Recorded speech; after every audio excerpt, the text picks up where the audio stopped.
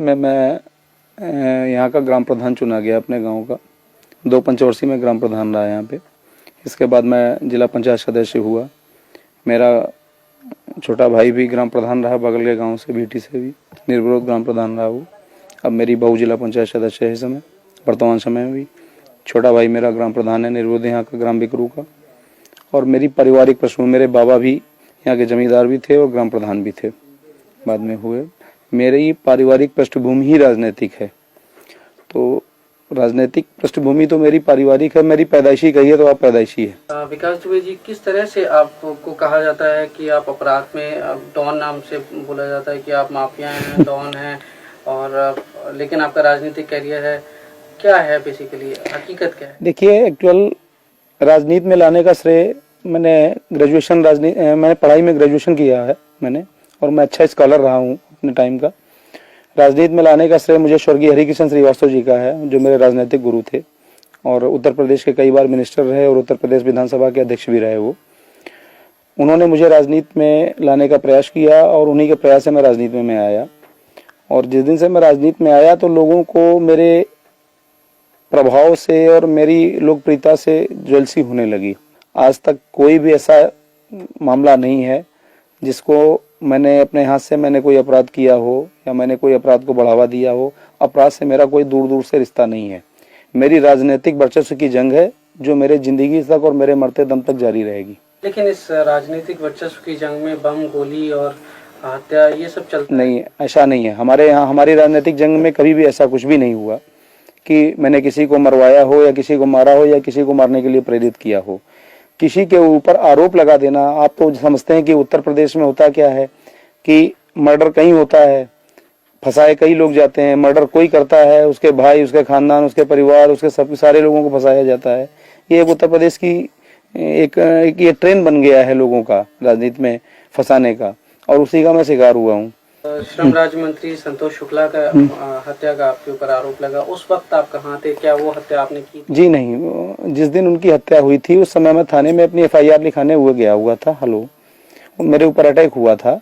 उसके बाद मैं जब वहां से चला आया, जब अपने ऊपर अटैक किया मेरे ऊपर, मैं उस दिन कानपुर जा रहा था अपनी पत्नी को लेकर। वो बीमार थी, उनको किडनी पेन था। रास्ते में मेरे ऊपर बम से अटैक किया गया, बम और गोलियां चलाई गई मेरी गाड़ी पर। तो मैं उसकी FIR, जब मैंने SP कानपुर देहात को फ़ोन किया कि मेरे ऊपर इस तरीके से घटना हुई, तो उन्होंने मुझे कहा कि आप वहीं रुकिए, मैं फोर्स भेज रहा हूँ। फोर्स मुझको वहाँ से लेके आया। मैंने थाने में FIR लिखाई और मैं चला आया। इसके बाद थाने में जो जिन मंत्री जी का आप नाम ले रहे हैं, वो मंत्री जी किन्हीं कारणों से अपना पहुंचे और उन्होंने किसी तरीके से पुलिस से उलझाव किया। वहां लोगों से उनकी कहासुनी हुई। इसके बाद क्या हुआ क्या नहीं हुआ उससे मेरी जानकारी नहीं है। उनकी हत्या की जानकारी या उनके मरने की जानकारी मुझे लखनऊ में हुई। हत्या के कई चश्मदीद थे। मनोज शुक्ला, जो संतोष शुक्ला मंत्री के भाई थे, उन्होंने आपको देखा था कि आपने गोली मारी है? नहीं, ऐसा कुछ नहीं। ये देखिए, इस बात को तो अदालत में इसका ट्रायल हो चुका है मुकदमे का, और अदालत में इस चीज साबित हो चुकी है कि मनोज शुक्ला पेशबंदी में उनसे, मनोज शुक्ला के साथ जितने उनके गनर, संतोष शुक्ला जी के साथ गनर, शैडो ड्राइवर और उनके प्राइवेट लोग थे, उन्होंने सारे ने गवाही दी कि जिस समय संतोष शुक्ला का मर्डर हुआ उस समय विकास दुबे या जो लोग आरोपित लोग हैं इनके परिवारजनी, ये लोग मौके पर नहीं थे। इनका नाम पुलिस के कहने पर FIR में लिखाया गया। जैसा पुलिस ने कहा मैंने वैसा FIR में लिखाया। अब वो मुकदमा ट्रायल होने के बाद भी उसमें दोषमुक्त हो चुके हैं सारे लोग, और उस मुकदमे की कार्रवाई सारी जो कुछ थी वो समाप्त हो चुकी है। मैंने अदालत में सरेंडर किया, न्याय में मेरा विश्वास था। मैंने अदालत में सरेंडर किया और उस मुकदमे को फेस किया। सारे ट्रायल को, जितने दिन ट्रायल रहा मैं अंदर रहा। मैंने ट्रायल पे मेरा जब ट्रायल हो गया, मैं समाप्त हुआ, मेरा मुकदमा खत्म हुआ, उस समय मैं जेल के बाहर आया। विकास दुबे जी, आप इस बात से सहमत हैं कि संतोष शुक्ला मंत्री जो थे, जी, उनसे आपकी डायरेक्ट चुनावी रंजिश थी? नहीं, ऐसा मेरी उनकी कभी कोई रंजिश, यहाँ तक कि मेरा कभी कोई गाली गलौज तक नहीं हुआ उनसे।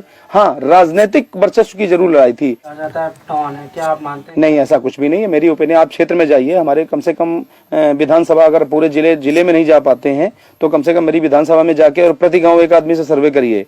खाली विकास दुबे के बारे में व्यक्तिगत है। विकास दुबे का एक काम देखिए, विकास दुबे इस क्षेत्र के सबसे बड़े लैंडलॉर्ड हैं। हमारे पास सारे हैं। मैं स्वयं की खेती कराता हूँ, स्वयं का मेरा व्यापार है, स्वयं का मेरा स्टेट कॉर्पोरेशन का काम है। मेरा आर्थिक भी है, आज तक मैंने कोई आर्थिक ऐसा नहीं कि मैंने कोई आर्थिक अपराध कराया हो, किसी अपराध में संलिप्त रहा हूँ। आरोप लगा देने से ही कोई अपराधी उड़ान नहीं हो जाता है। विकास दुबे के वर्चस्व को कम करने के लिए ये सारे मुकदमे फर्जी लगाए गए, जो कि अदालत में सारे खत्म हो चुके हैं। 2-4 मुकदमे अभी ट्रायल पर हैं, जिनका मैं फेस कर रहा हूं, और ट्रायल होने के बाद जो भी अदालत निर्णय करेगी उसको मान्य करूंगा। मैं एक चीज जानना चाहता हूँ, छात्र जीवन से लेके अब तक आपके ऊपर कितने मुकदमे लगे गए, कितने में आप बरी हुए, कितने अभी आपके ऊपर चल? मेरे हिसाब से 45 मुकदमे आज तक मेरे ऊपर खिलाफ कायम किए गए। किस तरह के? गैंगस्टर के हैं, गुंडा एक्ट के हैं, पुलिस के। अभी आपने बताया सहारनपुर में साहब दिखाया कि साहब वो गैंगस्टर में वहां से वांछित थे, तो चूरन, नशे का चूरन खा रहे थे आप। जो आदमी अपने पूरी लाइफ में जिसने चाय न पी हो, 22 साल से चाय न पीता हो, उस आदमी को नशे का चूरन खाते हुए बता रहे हैं। आप सोच समझ सकते हैं कैसे मुकदमे पुलिस लगाती है, ये पुलिस स्वयं जानती है। तो आपकी जो छात्र राजनीति थी उसमें आपने कभी पार्टिसिपेट किया? क्या आप छात्र राजनीति से जुड़े रहे? नहीं, जब तक मैंने छात्र जीवन रहा तब तक मैं राजनीति में नहीं रहा। छात्र जीवन के बाद मैं राजनीति में आया। छात्र जीवन मेरा बिल्कुल एकदम संयमित था। मैं छात्र जीवन, मैंने जैसे एक छात्र का जीवन होता है वैसे मेरा संयमित जीवन था।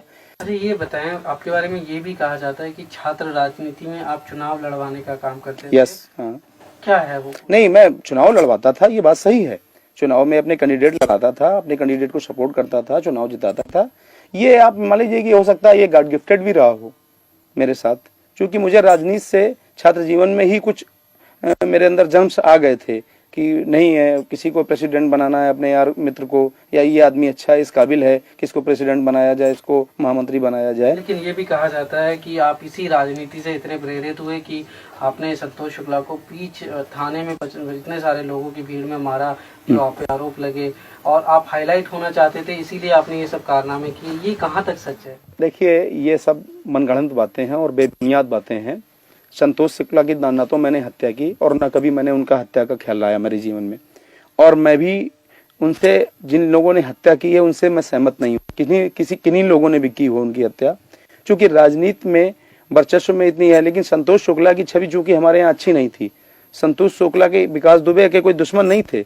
संतोष शुक्ला ने जिन 50 लोगों को, हजारों लोगों को यहाँ जबरिया जेल में बंद कराया फर्जी मुकदमे लगवा के, हो सकता है उन्हीं में से कोई उनका इंटेंशन रहा हो। और इवन यहाँ तक मालूम है कि संतोष शुक्ला के परिवार में, खुद संतोष शुक्ला ने 4 मर्डर करा रखे हैं अपने परिवार में।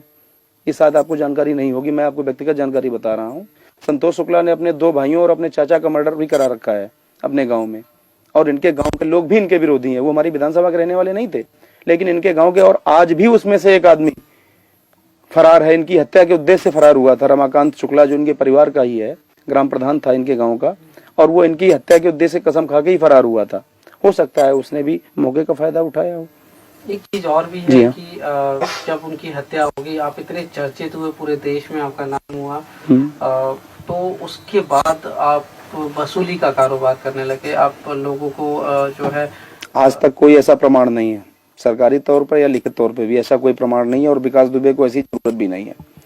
विकास दुबे को ऊपर वाले ने जो दे रखा है उसमें विकास दुबे संतुष्ट है। ऐसा क्यों है? लोग आप देखिए, आपको शायद ना लगे, आपके इलाके के लोग की पूजा करते नहीं, मुझे ऐसा नहीं लगता। आपके नाम से नहीं, मुझे ऐसा नहीं लगता कि मुझे लोग हैं। मैं तो जिस समय गांव में या क्षेत्र में अपने निकलता हूँ, छोटे छोटे बच्चे भी पंडित जी कह के आगे मेरी गोद में आ जाते हैं। मैं कैसे जानूं कि लोग मुझे खौफ खाते हैं? और दूसरी बात मैं आपको बताऊं, खौफ से सिलेक्टेड हुआ जा सकता है, इलेक्टेड नहीं हुआ जा सकता है। इलेक्टेड आदमी वही हो सकता है, और आज तक मैं कभी सेलेक्ट होके कोई मैं नेता नहीं बना, ना मैंने पाया। आज तक जितने भी इलेक्शन लड़े, मैंने पब्लिक इलेक्शन लड़े, और आज के इस दौर में पब्लिक को टेरर में लेना या पब्लिक को टेरर लेके वोट लेना, ये संभव नहीं है। तो अभी आप नेक्स्ट क्या करेंगे? एमएलए का चुनाव लड़ेंगे या नहीं? मेरी आकांक्षा तो यही है कि मैं स्वस्थ हो जाऊं जल्दी, और स्वस्थ होने के बाद मेरे हाई कमान से मुझे निर्देश भी है कि जितनी जल्दी स्वस्थ हो जाएं, आपको इलेक्शन लड़ना है।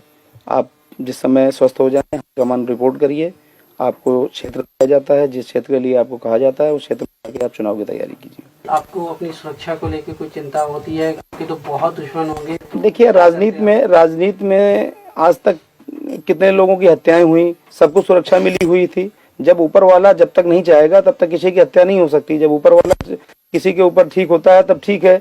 अगर हमने गलत काम किए होंगे तो मेरी हो सकता है हत्या भी हो सकती है। अगर मैंने अच्छे काम किए होंगे तो हो सकता है ऊपर वाला हमको भी लोगों की सेवा करने के लिए जिंदा भी रखेगा। लेकिन फिर भी सुरक्षा को लेके आप क्या एहतियात बरतते हैं? क्या सरकारी सुरक्षा आपने मांगी? देखिए, मुझे अभी तक सरकारी सुरक्षा प्राप्त थी। इस गवर्नमेंट में 11 दिसंबर 2004 तक 4 जनवरी 2005 तक मुझको सरकारी गनर प्राप्त था। एक बार नहीं, 3 4 बार प्राप्त रहा मुझे। लेकिन कुछ राजनीतिक कारणों से मेरा गनर वापस ले लिया गया, इसलिए मुझे व्यक्तिगत सुरक्षा अपनी रखनी पड़ती है। और चूंकि आप जानते हैं, उत्तर प्रदेश की राजनीति में राजनीति करने वाले आदमी को या चर्चित आदमी को अपने राजनीति से ज़्यादा अपने सुरक्षा की चिंता होती है, लेकिन मैं उतना भी चिंतित नहीं होता हूँ। सुरक्षा अपनी जगह है, चिंतित है, क्योंकि मुझे ये विश्वास है कि मैंने पब्लिक में ऐसा कोई गलत काम नहीं किया है जो जनता ये करे। लेकिन चूंकि राजनीति में सुरक्षा सिक्योरिटी करना कोई बुरी बात नहीं है, तो इसलिए अगर मैं अपनी सुरक्षा रखता हूं तो इसमें कोई हर्ज नहीं होना चाहिए किसी को। विवेक जी, ये बताएं, छात्र राजनीति आजकल क्या गंदी हुई है? क्या उसमें देखिए, हिंसा का बढ़ावा लेके? देखिए, मैं आपकी बात समझ गया पूरी इतनी बात में ही। देखिए, जिनको राजनीति में मठाधीश कहा जाता है, उन लोगों का सीधा दखल छात्र राजनीति में है, जो अपने उल्लू सीधे करते हैं छात्रों के जरिए से। और ये दखल, मठाधीशों का दखल छात्र राजनीति में कतई नहीं होना चाहिए, इसका मैं विरोधी हूँ। छात्र राजनीति एक प्राथमिक सीढ़ी है और वो बिल्कुल पाक साफ होनी चाहिए। क्योंकि जब बच्चा शुरुआत में बेसिकली पढ़ने जाता है, प्रेप या नर्सरी में, जो शिक्षा उस समय उसको प्राप्त होती है वही उसकी आखिरी तक ग्रेजुएशन और पोस्ट ग्रेजुएशन, एमटेक, बीटेक तक चलती है। अगर किसी आदमी की नींव ही खराब कर दी जाएगी, छात्र राजनीति में अगर मठाधीशों का दखल रहेगा तो छात्र राजनीति कभी भी पाक साफ सुथरी नहीं रहेगी। लेकिन एक मठाधीश मेरे सामने बैठे हैं, उनका भी दखल रहा छात्र राजनीति में। उन्होंने भी अपने कैंडिडेट खड़े किए, उन लोगों को जिताया बाकायदा। जब तक स्टूडेंट था तब तक मैं राजनीति में, छात्र राजनीति में मेरा इंटरेस्ट रहा। जिस दिन से मैंने स्टूडेंट लाइफ मेरी समाप्त हुई, उस दिन से मैंने छात्र राजनीति में कभी दखल नहीं रखा।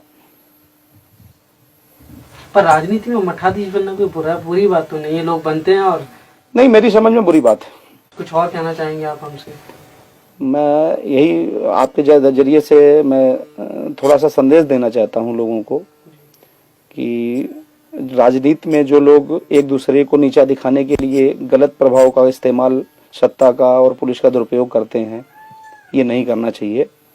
किसी भी अच्छे व्यक्ति को आगे बढ़ने से रोकने के लिए ये रास्ता अच्छा नहीं है। अगर किसी को इस तरह रोकना है तो उसके राजनीतिक प्रभाव को कम करिए, उसकी खामियां पब्लिक में बताइए। लेकिन किसी के ऊपर आप फर्जी मुकदमे लगा के बंद करवा दें अपने राजनीतिक प्रभाव के इस्तेमाल से, ये बात ठीक नहीं है। लेकिन विकास दुबे जी, शुरुआत में तो शायद कभी ना कभी आपने कुछ ऐसा कुछ किया होगा जिसकी वजह से आज लगे होंगे। उसके बाद क्या पुलिस ने जबरदस्ती डाले केस? देखिए, पुलिस आज भी मेरी विरोधी नहीं है और पुलिस मुझसे कभी भी इस तरह से असहमत नहीं रही। मैं ग्राम प्रधान रहा, बराबर पुलिस दरवाजे आती है, बराबर क्षेत्र के एसओ, सीओ साहब जो भी हों, जो बुलाते हैं, मैं आज भी थाने जाता हूँ।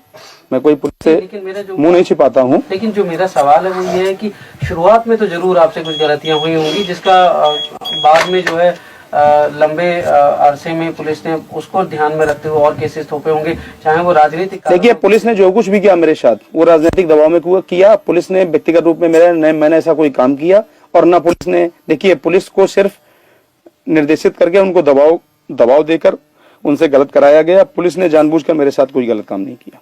उत्तर प्रदेश और बिहार में राजनीति में, पुलिस में राजनीति का इतना ज्यादा दखल है कि आगे चल के राजनीतिज्ञों को लेके पब्लिक जूता लेके दौड़ेगी, राजनीति करने वालों को पसंद नहीं करेगी। किसी दिन हिंदुस्तान में 2 स्टेट ऐसे हैं आपके, इनमें राजनीतिज्ञों को देखना पब्लिक पसंद नहीं करेगी।